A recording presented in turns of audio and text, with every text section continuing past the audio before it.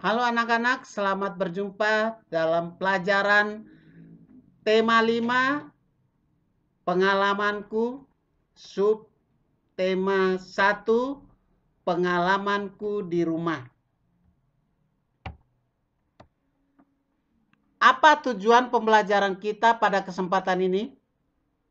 Pertama-tama, menjelaskan ungkapan permintaan maaf. Yang kedua, alat ukur panjang baku. Yang ketiga, membedakan panjang pendek bunyi pada lagu anak dalam menggunakan simbol. Yang keempat, pengalaman sila pertama Pancasila di rumah. Nah, bagaimana kita menjelaskan ungkapan permintaan maaf? Permintaan maaf biasanya diucapkan saat kita melakukan sebuah kesalahan. Permintaan maaf harus diucapkan dengan santun dan menggunakan nada yang lembut. Nah, selanjutnya bagaimana kita mendefinisikan permintaan maaf tersebut? Permintaan maaf harus diucapkan dengan santun. Tujuannya yaitu agar orang yang mendengarnya dapat menerima permohonan maaf kita. Kita dapat menanggapinya kembali dengan mengucapkan terima kasih. Nah, selanjutnya bagaimana kita menuliskan ungkapan permintaan maaf? Permintaan maaf harus dilakukan dengan santun. Saat meminta maaf, kita gunakan kata-kata yang bagus, yang menyenangkan, yaitu kata maaf. Meminta maaf, anak-anak juga harus lakukan dengan tulus, ikhlas, dan bersungguh-sungguh di dalam hati. Jika anak-anak sudah meminta maaf, anak-anak tidak boleh melakukan kesalahan yang sama lagi. Contohnya permintaan maaf itu seperti apa? Berikut Pak Guru akan memberikan contoh permintaan maaf. Dedi, apakah kamu melihat pulpen di atas meja ini? Maafkan aku, Bu. Aku tidak sengaja membuangnya ke tempat sampah. Aku kira isi tinta pulpen itu sudah habis. Iya, tidak apa-apa, Nak. Lain waktu, kamu harus memeriksa terlebih dahulu sebelum membuangnya ke tempat sampah. Baik, Bu. Nah, sekarang bagaimana kita menjelaskan isi puisi? Puisi merupakan kumpulan kata-kata yang disusun sesuai tema tertentu. Biasanya pembuat puisi menuliskan kata-kata yang indah. Dan untuk memahami isi sebuah puisi, anak-anak perlu membaca dengan cermat isi puisi tersebut. Anak-anak juga perlu mengerti kata-kata apa yang digunakan di dalam puisi tersebut. Berikut Pak Guru akan memberikan contoh sebuah puisi. Judulnya Mas Koki, karya Sufrida. Di sebuah kolam di rumah kami tampak ikan yang berwarna-warni. Warnanya cantik sekali.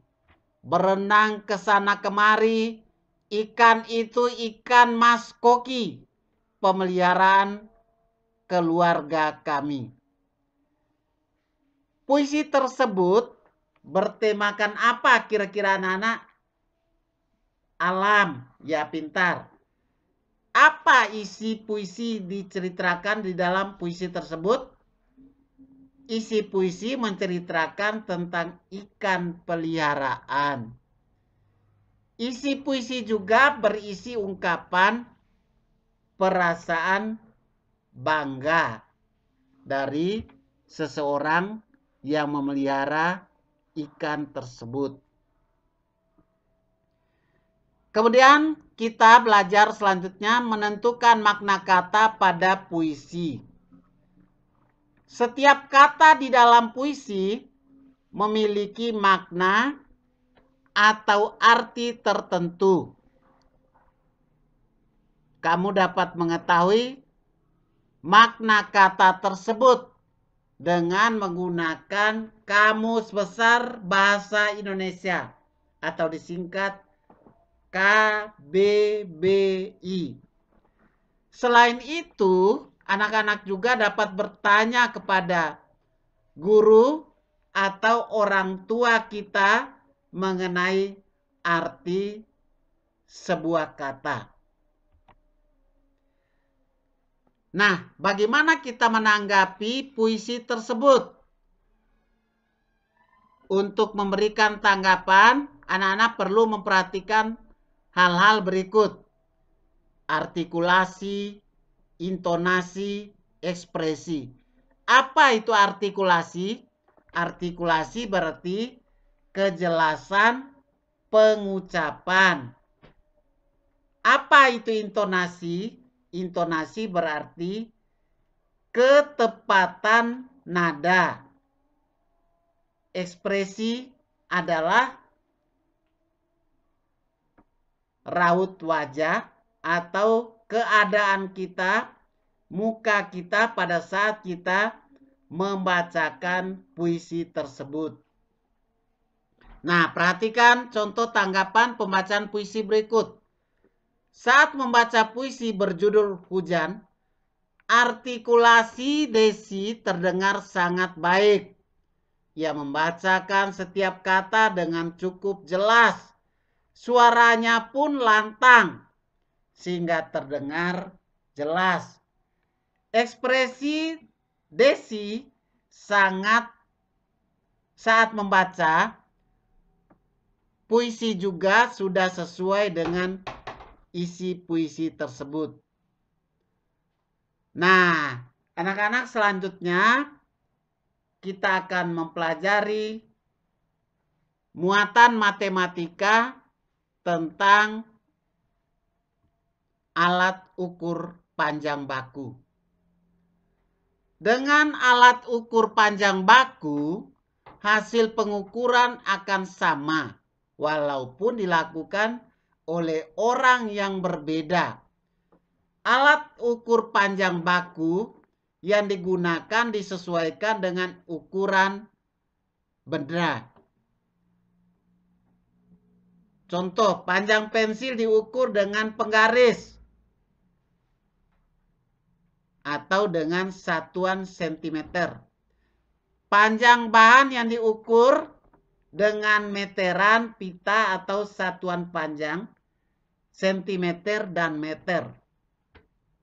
Selanjutnya, panjang tanah diukur dengan meteran gulung besar atau satuan panjang M, meter. Perhatikan contoh pengukuran panjang pensil dengan menggunakan penggaris berikut. Langkahnya adalah letakkan titik 0 di ujung penggaris, tepat dengan ujung awal pensil yang akan diukur. Baca angka terakhir di penggaris yang tepat sejajar dengan ujung pensil yang diukur. Angka tersebut menunjukkan panjang pensil di atas, yaitu 17 cm.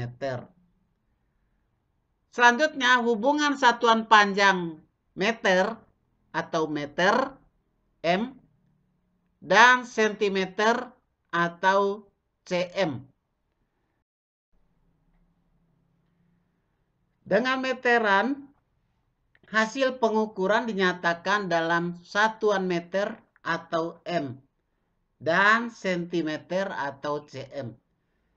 Kedua satuan panjang tersebut memiliki hubungan sebagai berikut. 1 M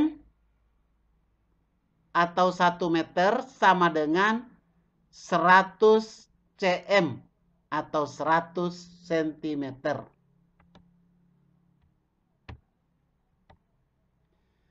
Perhatikan contoh pengukuran panjang meja menggunakan meteran berikut. Letakkan titik 0 di ujung meteran, tepat pada ujung awal meja yang akan diukur.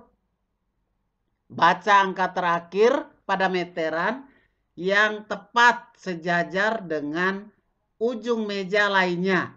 Angka tersebut menunjukkan panjang meja yang diukur. Selanjutnya, kita belajar tentang jangka sorong. Jangka sorong biasanya digunakan untuk mengukur panjang garis tengah benda-benda yang bentuknya bulat atau lingkaran. Secara umum, jangka sorong terdiri atas 2 bagian, yaitu bagian yang tetap dan bagian yang bisa digeser. Apa fungsi alat ukur itu, anak-anak? Penggaris biasanya digunakan untuk mengukur panjang benda yang kurang dari 30 cm. Meteran dapat digunakan untuk mengukur panjang benda yang tepat dari yang lebih dari 30 cm. Jangka sorong dapat digunakan untuk mengukur panjang garis tengah atau kedalaman benda yang berbentuk bulat atau lingkaran. Bagaimana kita membedakan panjang pendek bunyi pada lagu anak dengan menggunakan simbol? Sekarang kita masuk ke muatan SBDP. Kita dapat membedakan panjang dan pendek bunyi pada lagu. Panjang pendek bunyi disebut pola irama. Apa itu pola irama? Pola irama dapat dihitung berdasarkan ketukan lagu anak menggunakan pola irama yang diulang atau sama. Contoh pola irama 2 artinya setiap birama dalam lagu terdapat 2 hitungan atau ketukan. Selanjutnya,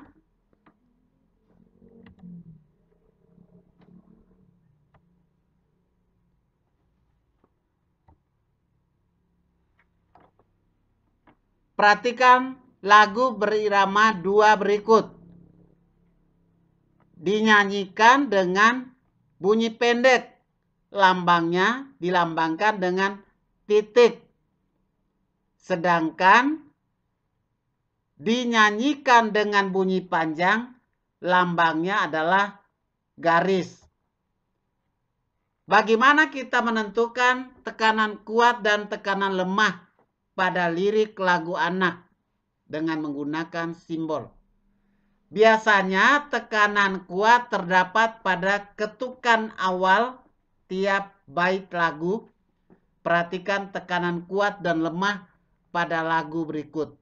Seperti lagu Cicak di Dinding.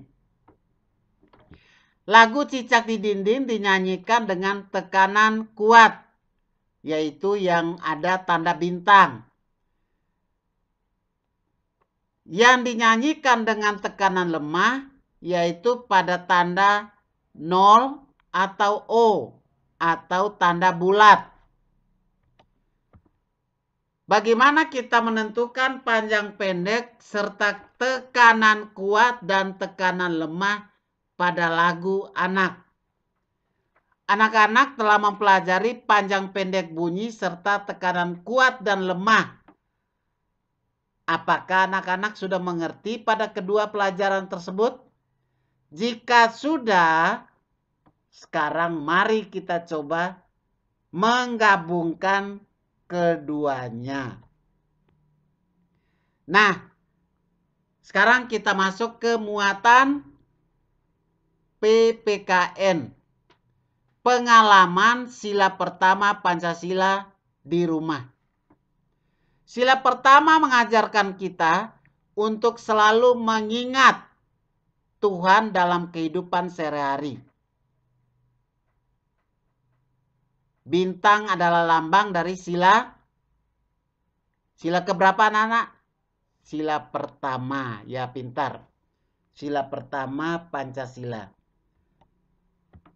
Berikut bagaimana pengalaman anak-anak di rumah yang menunjukkan sikap yang sesuai dengan sila pertama Pancasila tersebut. Apa contohnya? Bersikap jujur, beribadah sesuai agama yang dianut, menghormati dan mentaati kedua orang tua kita, selalu bersyukur atas apa yang kita miliki. Selanjutnya kita belajar pengamalan sila kedua Pancasila di rumah. Apa bunyinya sila kedua anak-anak? Kemanusiaan yang adil dan beradab. Sila kedua mempunyai pedoman bagi kita dalam berhubungan dengan sesama manusia. Apa lambang sila kedua anak-anak? Rantai emas. Ya, pintar. Selanjutnya sila kedua Pancasila mengajarkan apa kepada kita?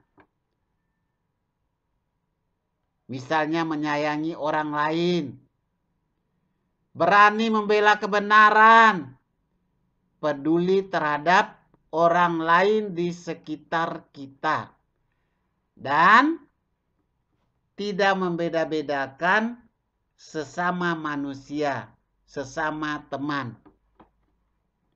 Selanjutnya, bagaimana pengamalan sila ketiga Pancasila di rumah? Sila ketiga Pancasila berbunyi, apa bunyinya anak-anak? Persatuan Indonesia. Sila ketiga Pancasila mengajarkan kita untuk menjaga persatuan dan kesatuan. Dengan mengamalkan sila ketiga akan tercipta sebuah kerukunan yang bagus di rumah kita masing-masing. Kerukunan dapat mempererat hubungan seluruh anggota keluarga. Contoh pengamalan sila ketiga Pancasila di rumah. Aku boleh memakai krayon warna hijaunya duluan, tidak Kak? Oh boleh. Setelah selesai, Kakak pinjam ya. Nah, anak-anak, demikian pelajaran kita pada tema kelima dengan judul tema pengalamanku dan subtema ke-1 pengalamanku di rumah.